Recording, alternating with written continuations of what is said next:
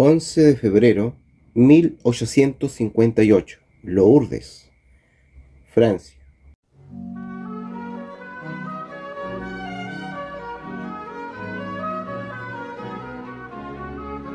Esta aparición de María Santísima es la que logró mayor notoriedad, junto a la de Fátima y de Medjugorje, y hasta el día de hoy el santuario de Lourdes sigue congregando más creyentes y devotos que ningún otro, tal vez por las curaciones milagrosas que ha realizado y que realiza allí la Virgen.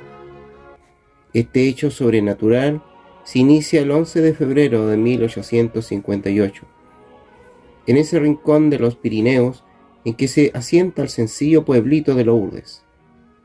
Muy cerca, en las inmediaciones mismas de ese villorrio, existe una gruta llamada Massabielle, situada junto a bosquecillos menores, que es precisamente el sitio escogido por la Santísima Virgen para aparecerse a una niña de 11 años, de nombre Bernadette Souillot.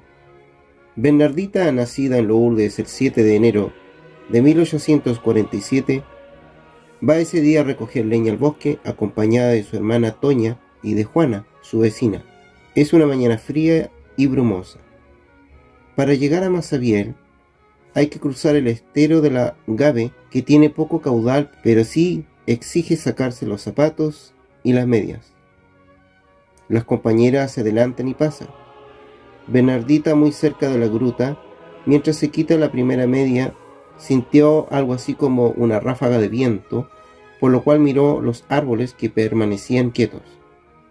Al sacarse la segunda media, nuevamente el ruido como de viento la hace mirar otra vez, y ahora ve moverse la fronda de un rosal silvestre que crece a la entrada de la gruta de Massabielle. Pero hay más. Tras el rosal brilla una suave luz que envuelve la figura de una bellísima joven vestida de blanco, que le sonríe y le alarga los brazos como invitándola a acercarse. Bernardita cree soñar y en un movimiento instintivo echa a mano a su rosario que siempre lleva consigo, y la señora le sonrió. Al querer persignarse, sus manos y sus brazos no le responden, pero entonces la visión hace la señal de la cruz. Bernardita cuenta: ¿puede persignarme también? Me puse de rodillas y comencé a rezar el rosario. Cuando yo decía Dios te salve María, entre sus dedos corrían las cuentas del rosario, pero sus labios no se movían. Pero se movían cuando yo decía Gloria al Padre. Una vez terminado el rosario, le hace señas de que se acerque, pero Bernardita se siente como clavada en el suelo y no puede moverse. Después de eso, la aparición desaparece. Esa es la narración de Bernardita sobre esa primera visión, tan breve como dura el rezo de un rosario, al irse la visión. Bernardita pregunta a sus compañeras si han visto algo especial, pero ellas le dicen que no han visto nada y le preguntan qué le está pasando, lo que la obliga a narrarles brevemente lo acontecido. Al regresar a casa, su mamá Luisa prohíbe a Bernardita volver a ese lugar y le recomienda rezar.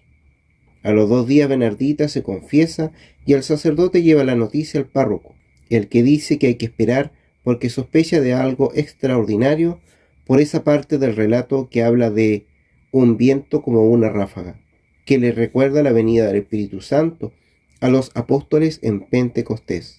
El domingo siguiente, 14 de febrero, Bernardita se sintió atraída por la gruta. Un grupo de niñas del poblado quieren ir con ella. Los padres le entregan un frasco de agua bendita, por si fuera necesario. Bernardita marcha a la cabeza del grupo, se adelanta y se hinca frente a la gruta para rezar el rosario. Al segundo misterio, su rostro se transforma.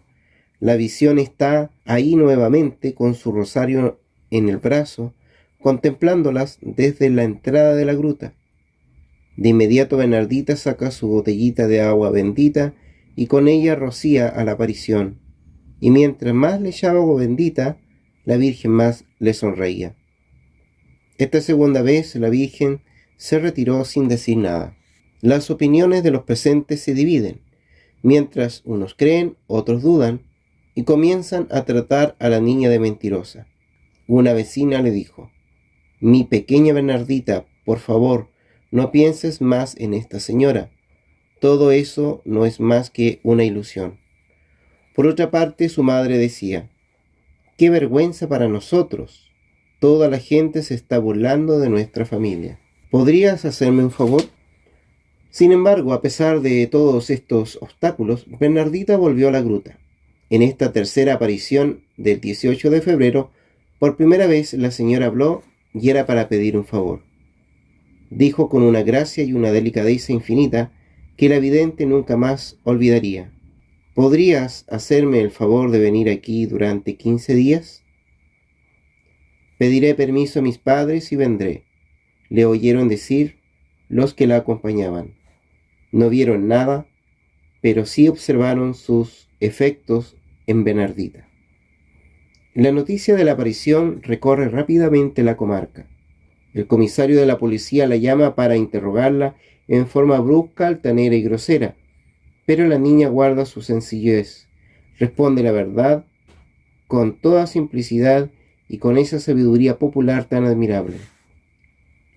Abusando de su autoridad, el comisario prohíbe a Bernardita acercarse a la gruta, pero ella irá al día siguiente sin que la visión se presente. Bernardita volverá el día 22, seguida por unas 50 personas, y verá nuevamente séptima aparición a su señora. A su visión, Bernardita, que tiene poco vocabulario, le da el nombre de aquello, pero la vecina que la acompaña le dice: «¿Y si fuera la Santísima Virgen?». El día 24, en la octava aparición, la Virgen le transmite el primer mensaje de Lourdes, pidiéndole 3 cosas. Primero, penitencia. Segundo, rueguen a Dios por los pecadores. Y tercero, besa la tierra en penitencia por los pecadores. El 25 de febrero, novena aparición, ya son más de 300 personas las que pueden presenciar a Bernardita, que como de costumbre está rezando el rosario, cuando la señora de luz se le aparece en la grieta de la roca y le dice: «Ve a beber y a lavarte en la fuente». Bernardita, por instrucción de la señora, de rodillas empieza a escarbar la tierra. De pronto surgió agua. Sin esperar que el agua se empozara un poco, se lavó con ella y bebió. Un rato después se la vio comer hierba, tal como lo hubiera hecho una de sus ovejas. Entonces la gente empezó a murmurar: «Está loca, es una comedia, pobre niña, perdió la razón». Ante esta extraña conducta y estos actos que parecían absurdos, la muchedumbre, presa de estupor, temía que la niña hubiera perdido el juicio. Sin embargo, fue aquella mañana que María hizo brotar la fuente que había de sanar tantos males que afligen a los hombres. «Vayan a beber de esta fuente y a lavarse en ella», había dicho aquella que fue concebida antes que las colinas, cuando las fuentes cristalinas aún no habían nacido. Ante esta extraña conducta, algunos le preguntaron: «¿Pero por qué te ha pedido eso?». A lo que Bernardita contestó sencillamente: «Para hacer penitencia por mí y por los demás. Ahora la gente se lava con esa agua, la beben, la llevan a los enfermos, la noticia corre y se propaga. Los días siguientes son aún más los que concurren al sitio de las apariciones. La mayoría con el ánimo de orar. Así comienza el milagro de Lourdes y su atracción que envolverá al mundo entero». El 27 de febrero, décima aparición, había acudido a la gruta unas 800 personas. Después de un éxtasis prolongado, la señora dijo a Bernardita: «Ve y dile a los sacerdotes que deseo que aquí se edifique una capilla». Bastante temerosa, la niña se presentó el mismo día a la casa parroquial y llamó a la puerta del padre Pei Ramale. Cuando el sacerdote supo de esta visita, frunció las cejas, algo inquieto, porque este asunto le preocupaba. «¿Quién eres tú?». «Soy Bernardita Subirú». «Ah, eres tú. Se cuentan muchas cosas de ti. ¿Qué es lo que quieres?».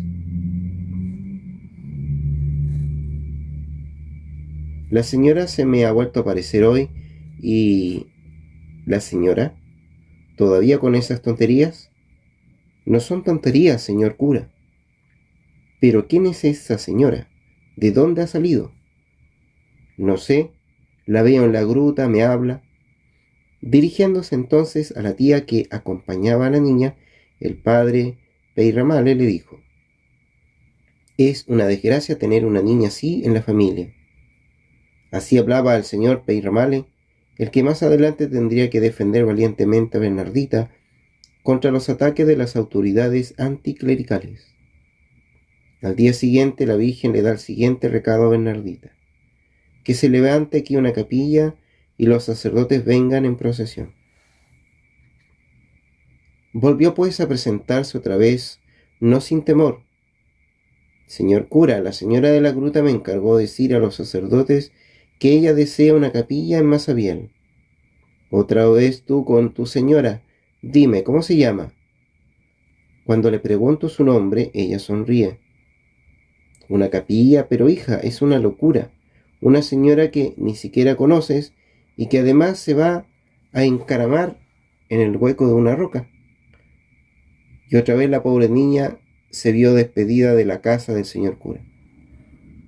El lunes 1 de marzo de 1858, la 12ª aparición se realizó en presencia de 1450 personas. La señora hace un dulce reproche a Bernardita y le dice: tú no tienes tu rosario. La niña le muestra el rosario que le había prestado a una persona. La Virgen le contesta: tienes uno, pero no es el tuyo.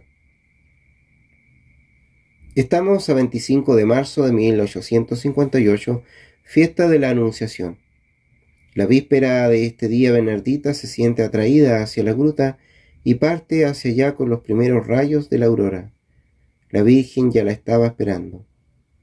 Apenas arrodillada, después del rezo del rosario, Bernardita insiste ante la aparición para que le diga su nombre. El rostro de la Virgen se iluminó y una vez más le sonrió. Luego, cuenta Bernardita, la Virgen se puso seria como si quisiera rezar. Tendió los brazos hacia adelante, como para acoger a la muchedumbre allí reunida, y levantando los ojos al cielo, juntó sus manos sobre el pecho y dijo: yo soy la Inmaculada Concepción. Al oír estas palabras, Bernardita se levanta de un salto y parte corriendo a todo dar mientras va repitiendo por el camino las palabras escuchadas, hasta llegar a la casa del párroco, al cual le grita con fuerza: soy la Inmaculada Concepción. Al párroco ese nombre le parece imposible y por eso pregunta a la niña: ¿sabes tú lo que eso significa? Bernardita dice no saber y por eso él le dice: ¿y entonces cómo puedes decirlo si no sabes lo que es? Bernardita responde: es que lo he venido repitiendo todo el camino. Entonces, en ese momento, el terrible párroco Peyramale se quiebra, comprende, y disimulando su emoción, entonces en ese momento el terrible párroco Peyramale se quiebra, comprende, y disimulando su emoción, se murmura a sí mismo: sí, es ella, es la Virgen María, la Inmaculada Concepción. Entonces se dirige a Bernardita muy deferente y con un tono paternal le explica lo que eso quiere decir. A partir de este momento su actitud será completamente distinta y Bernardita encontrará en él un protector y un defensor que llegará hasta decir a las autoridades locales que la querían internar: tenga bien comunicar al señor gobernador que tendrán que pasar sobre mi cadáver antes de tocar un solo pelo de la cabeza de esta niña. 4 años antes, el Papa Pío IX, en presencia de todos los obispos, había proclamado el dogma de la Inmaculada Concepción, el año 1854, porque ella estaba destinada a ser la madre del Hijo de Dios. La fuente de agua milagrosa aumenta más y más la fama de Lourdes. Los peregrinos acuden por millares, muchos de ellos con la esperanza de conseguir la salud. ¿Cuántos son los enfermos que han sanado de enfermedades dolorosas y aún terminales y han regresado a sus casas totalmente sanos? Actualmente el agua de la fuente es llevada a una piscina para facilitar el acceso a los enfermos. El renombre que adquirió la Virgen de Lourdes es tal que el mundo entero se ha ido llenando de grutas que copian a la de Masabiel. De todo lo dicho tenemos que subrayar que los mayores milagros de Lourdes se realizan en los corazones.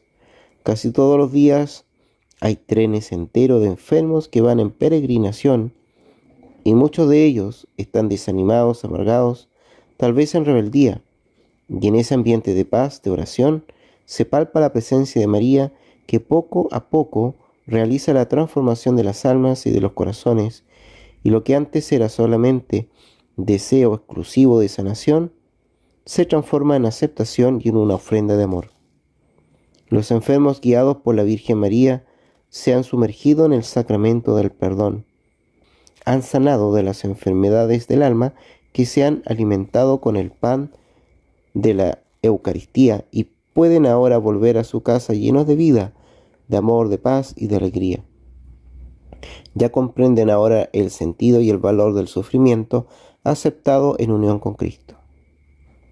Y cuando los trenes regresan a Lourdes, ya no son los enfermos inútiles los que regresan en ellos, sino los verdaderos salvadores de la sociedad.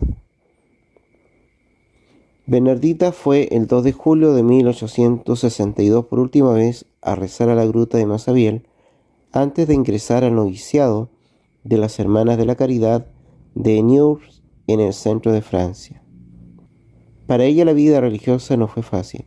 Considerada como una inútil, tenía que hacer los trabajos más humildes: barrer, limpiar el piso, lavar platos y ollas, atender y limpiar a los enfermos más graves del hospital.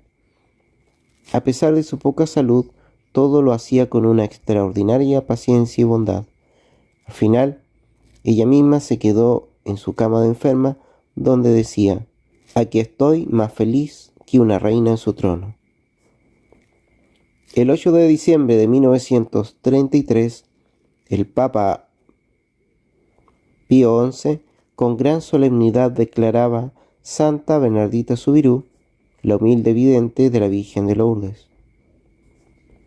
En las Hermanitas de Niort, en una urna de cristal, su cuerpo se conserva incorrupto, intacto, embellecido con una hermosura que refleja la belleza espiritual de su alma, que ni la muerte ha podido borrar. La misma Virgen, hablando al Padre Gobi, en el aniversario de su primera aparición, el 11 de febrero de 1980, resume de una manera admirable en qué consiste su mensaje de Lourdes.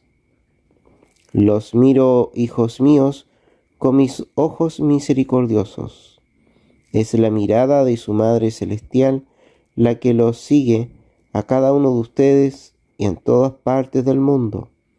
Mi mirada maternal se posa hoy sobre ustedes con particular complacencia y dulcemente los atrae a todos a entrar bajo la protección de mi manto inmaculado».